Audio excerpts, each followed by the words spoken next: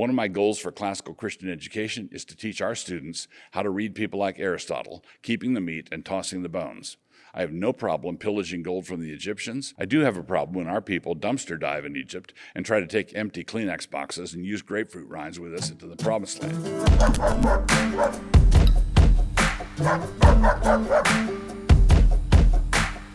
Our book giveaways. Our new title today, free November 25th through 29th, is Adorable Fallacies. Check it out here. This is a logic text addressing numerous informal fallacies and written in a way that will appeal greatly to those in your household with an adolescent sense of humor. And in my Mablog shop, I am now giving away 21 prayers for pastors on the Lord's Day, letters of marital counsel, found here, proof as moral obligation, no artificial tweeteners, some adventures of Fun Dad, and new today, jokes I like to tell. The interview. We have no intention of revealing how this interview came to be in our possession. To do so would give too much away about our sources and methods. At the same time, we can fully vouch for the soundness of all the content, with the exception of the jokes. The interview concerns the recent Antioch Declaration and the various issues that made such a declaration necessary. Quote, "It is almost incredible how much ground the devil takes when he has once made sin a matter of controversy. Some are of one mind and some of another. You are of one opinion and I am of another." Richard Baxter. Pastor Doug, thank you for agreeing to sit down with us. You are most welcome, anytime. And thank you also for agreeing to our request beforehand that no question be put off limits. We really appreciate that. That is still the case, correct? That is correct. But remember the condition attached to that. No answer is off limits either. If you ask and I answer, then you publish. Okay. Shall we jump right in? Let's begin with the event that kicked off the controversy, the clash between Pastor Tobias and Pastor Joel Webin. What would you want to say about that? I would say that it is a very important issue in its own right, but one that needs to be kept distinct from the other issue that is affecting many churches, the issue that the Declaration addresses. My hope is that Pastor Tobias Riemenschneider will be able to make his public statement about the whole thing very soon, and that the dispute can then be taken offline. My hope is that some form of biblical mediation can be arranged, and that this aspect of the controversy will be resolved in a way that honors God. In the meantime, I will also say that public vilification of anyone, coming from people who have only a fraction of the information, is the very opposite of helpful. On to the Declaration, then. First things first. How would you reply to the charge that the Antioch Declaration was a lame and painful BoomerCon move? You know, the lame and gay charge. Dang, we were trying to hide that. What gave it away? Was it the complete sentences? But the Declaration really did come off to many as trying to be portentous and too self-serious. Do you take yourself too seriously? Remember that, in recent memory, we did the whole Mr. Rogers gag, sweater and all. Did it not work? So no, I don't think self-importance is a charge that sticks. If I were assigned the task of attacking us, that is not the line I would recommend taking. Seriously, though, please address the boomer thing. All right. Seriously, generational differences are a big player in all of this, not only in how the Declaration was written, but also, please remember, in how it is read and misread. Immediately after the fall, God established the antithesis between the seed of the woman and the seed of the serpent. The tendency of the left attempts to deny the antithesis, which, because the antithesis cannot be denied, results in weird and arbitrary placements of the antithesis, such as what we see in critical theory, oppressor, oppressed, and so forth. But the right can do the same thing, too, with tribal or nationalist or partisan allegiances. And this is what is happening with the boomer bigotry thing. For Christians who understand the antithesis biblically, wise boomers and wise millennials are on one side, and foolish boomers and foolish Gen Xers are on the other. Jeremiah, advocate of surrender, and David, advocate of putting enemy armies to flight, were on the same side of the antithesis. Rahab, who betrayed her people, and Ruth, who abandoned her people, and Mary, who was a faithful daughter of her people, were all on the same side of the antithesis. Never misplace the antithesis. So are you saying that the boomer generation did not sin against the subsequent generations? No, they sinned grievously. One generation can sin against another one, and entitled boomers did in fact sin in this way. But if we understand the antithesis, we remember that Joshua and Caleb stood against the 10 spies who consigned Israel to 40 years in the wilderness. What these Anons are doing, seething in their resentments over what the 10 spies did, are going over to the tents of Joshua and Caleb in order to vilify them. In behaving this way, they are not putting anything right upstream, but are sinning downstream grievously themselves. So you are Joshua and Caleb in this metaphor. That kind of statement is easy to mock as self-congratulatory, but I will take the risk. As Paul would say, they have forced me to it. Here in Moscow, we have done what many faithful boomers have done around the country, which is to build and provide for the subsequent generations. Right now, the number of our students receiving a classical and Christian education is pushing 1,000. We even have them read Aristotle. And do you know what? None of these students are boomers. So yes, we are not among the 10 spies, and those who are taunting Joshua and Caleb are numbered among their generation's 10 spies. To highlight this generational challenge, what do you say to younger leaders who are with you on the central point, in that they think Jew hate is a real problem, which they do reject, but that they also feel they couldn't sign the statement because of that jab at Aristotle, say, or because of the implied interpretation of Romans 11? I would say, God bless you, carry on. So you would agree that men of good conscience might not be able to sign it? Sure, that is entirely up to them and between them and God, not my business. But if they were to ask me for any pastoral cautions, I would also urge them to be careful with themselves. Consciences can be slippery things. What do you mean? I mean that it is possible for a man to think that he's obeying his conscience when he is actually only allaying it. What this entire situation has made manifestly clear is that the Dank right has a robust cool shame operation going, and one that works very effectively. People who sign this document, particularly those who inhabit the online conservative world, will in fact get the treatment. So they should think of that Aristotle reference as our little gift to them. That way they can be with us in spirit, but not with us in the fray. What do you mean by the Dank right? Other terms like dissident right or alt-right are not specific enough. They cover too many variations. For example, I think it would be fair to categorize me as part of the Burkean dissident right. By Dank right, I mean those agitators who are already in a dark place and are grabbing at our ankles while they circle the drain. How do you handle the cool shaming? By not caring, not even a little bit. This was the right thing to do. How would you reply to someone who really ought to be in your corner and is really grateful for your early family stuff or education books, but has soured on you in recent years? They say it seems to them you are always dumping on white men or trashing your tribe. I would say that when the boat is pulling out of the slip, it looks like the dock and the lake house are sailing away. But it is the boat that is moving. On these issues, I haven't moved at all. I'm sitting on the lake house deck. One of my first online battles was with the Kinists at Little Geneva decades ago. I am right where I've always been. What has changed is that the outrageous behavior that was tolerated only among the Kinists is now acceptable in far more places than it ought to be. And I attack it whenever I see it. But I love my mostly Scottish heritage as much as I ever did. I'm grateful for my heritage and embarrassed by those bigots who twist and distort it. So we agreed that no question is off limits and that I would like to bring up the sorts of issues and comments we are seeing online. So are your arguments discredited because you are, I don't want to be insulting, because you are... I believe the phrase you were looking for is not svelte. Okay. Are your arguments discredited because you are not svelte? Actually, no. I appeal to Scripture and not to how much I weigh. But on the other side of this very peculiar line of reasoning, I've seen a lot of people appealing, not to Scripture, but to how little they weigh and how much they can lift. Does having a good leg day bring an additional level of credence to an argument? If I were to lose 20 pounds, I wouldn't have to go back to edit any of my arguments.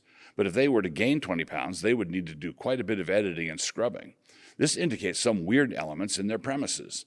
And if I were to lose 20 pounds, how many of them would sign the declaration then? Ad hom attacks like this are an informal fallacy, but fairly irresistible to the conceited. But doesn't the Bible condemn gluttony as a very serious sin? It most certainly does. But in Scripture, gluttony does not refer to a second helping of mashed potatoes at Thanksgiving. It refers to riotous eating, orgiastic eating, in company with drunkenness. It was the kind of thing that the prodigal son was pursuing with his riotous living in the far country, Luke 15:13.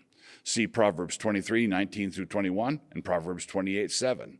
I go into this in detail in my chapter on gluttony in the book, The Seven Deadlies. The bottom line is that if I believed I was not scripturally qualified to be doing what I'm doing, I wouldn't be doing it. What if someone said you shouldn't even be accused of being a glutton? Jesus was accused of being a glutton. Matthew 11:19, Luke 7:34. Thanks for not getting mad. Anything else to add about fitness and weightlifting? Sure. These gym bros need to realize that for some of them, for a certain kind of weightlifter, years of weightlifting plus 20 years is going to turn them into a weather balloon. I've spent many years in the gym and know whereof I speak. Did you lift? I'm just getting started on it. Just this morning, I managed to bench 175 pounds. What was your PR?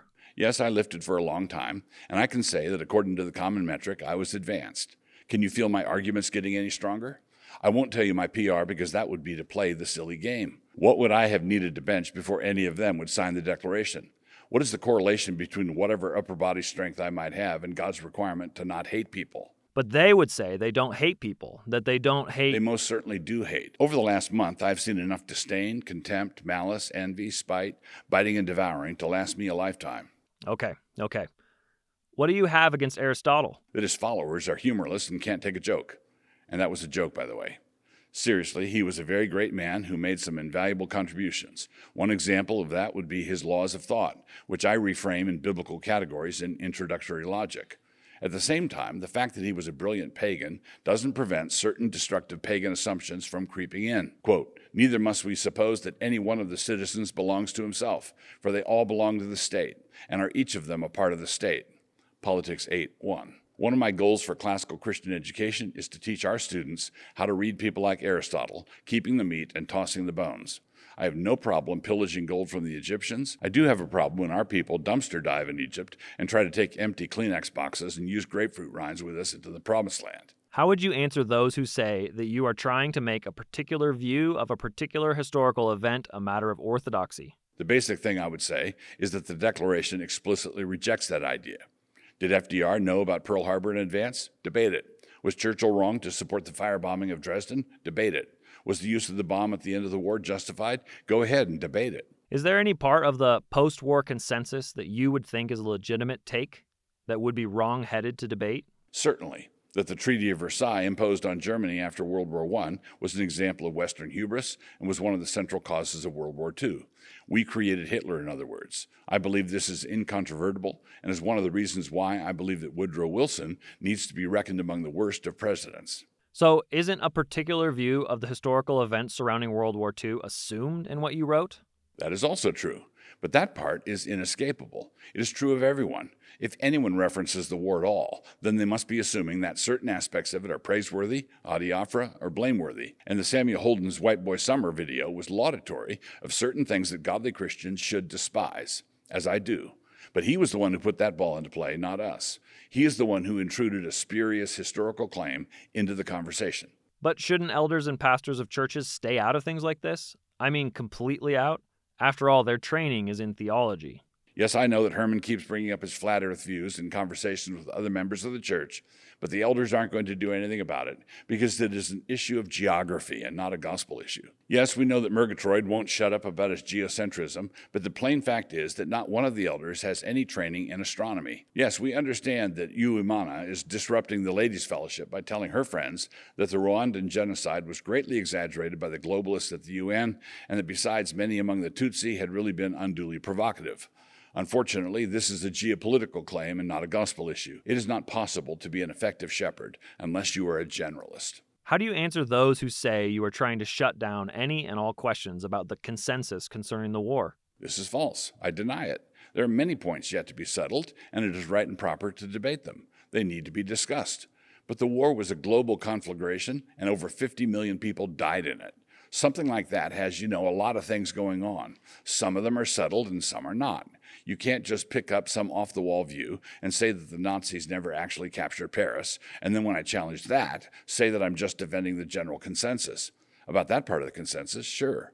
What about those who say that your stridency on this issue means that some people with honest and reasonable questions are going to be afraid to talk about them because they think you would excommunicate them? I would encourage anyone with reasonable questions to go ahead and ask them. But this is why I've compared this whole thing to Revoice for Nazis. Quote, if you preach against sodomy strongly, then some men with questions about their sexuality will be afraid to bring them up, such is the concern. But what I should preach is determined by the text and not by anyone's potential hurt feelings. So these situations are exactly parallel. But any and all honest questions should be asked and answered honestly. What would be your response to those who say that Hitler did some good things? I would say that people who talk that way have completely lost their sense of proportion.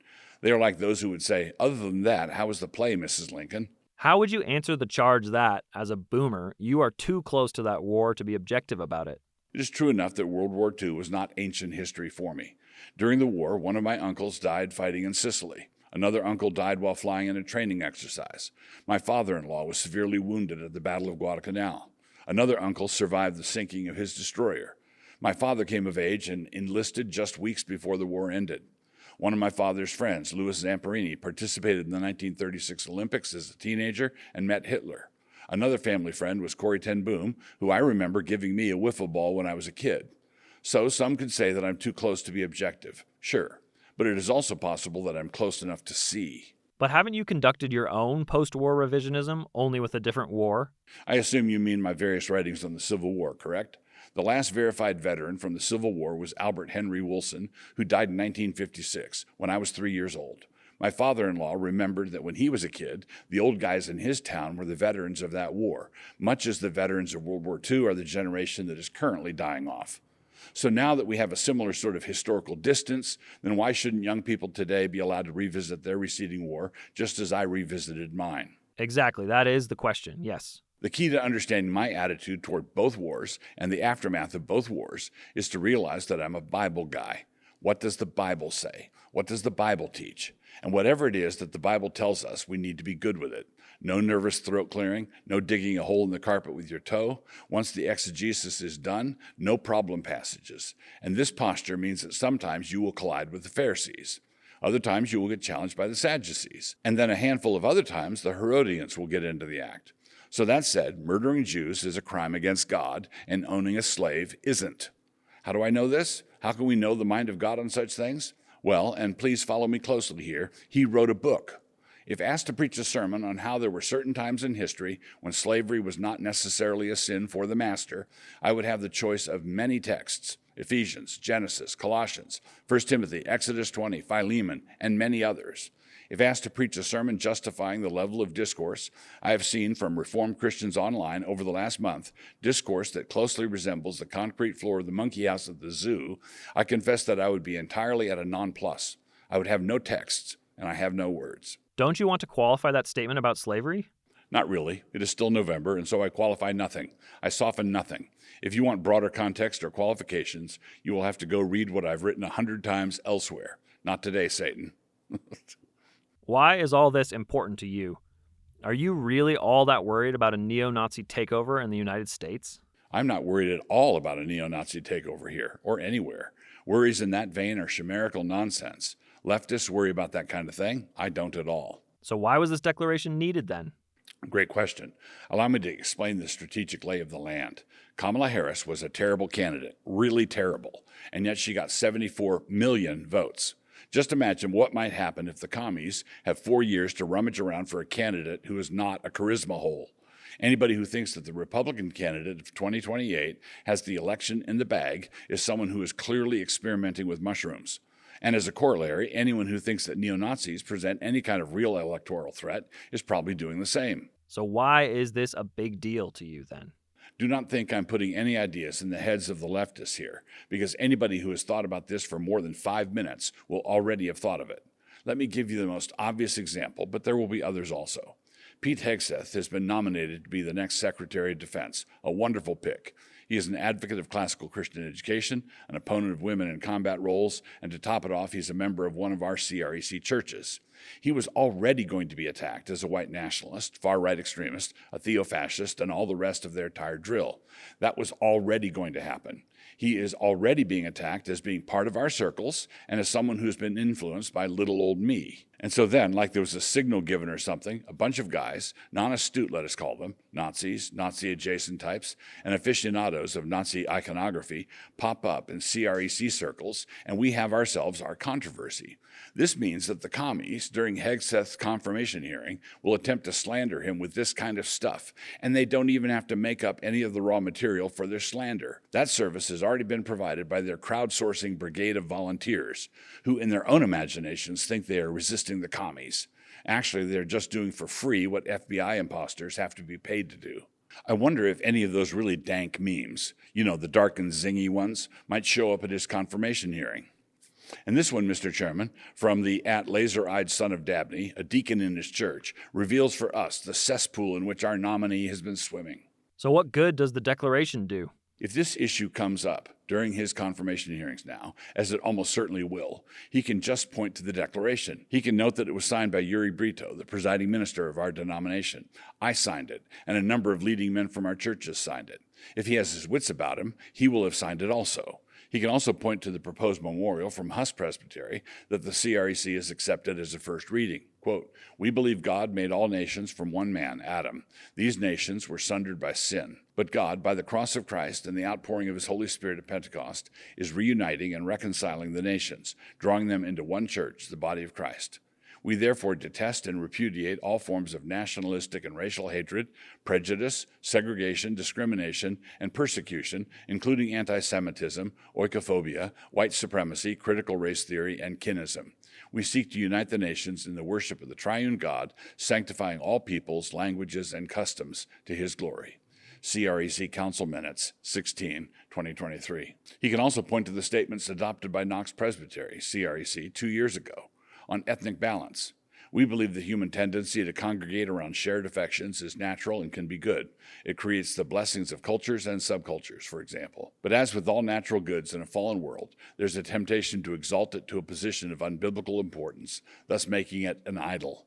While an ethnic heritage is something to be grateful for and which may be preserved in any way consistent with the law of God, it is important to reject every form of identity politics, including kinism, whether malicious, vainglorious, or ideologically separatist, segregationist." Knox Presbytery, December 1st, 2022. On anti-Semitism, "We believe the conversion of the Jews is key to the success of Christ's Great Commission, and it is incumbent upon us to pray and labor toward that end.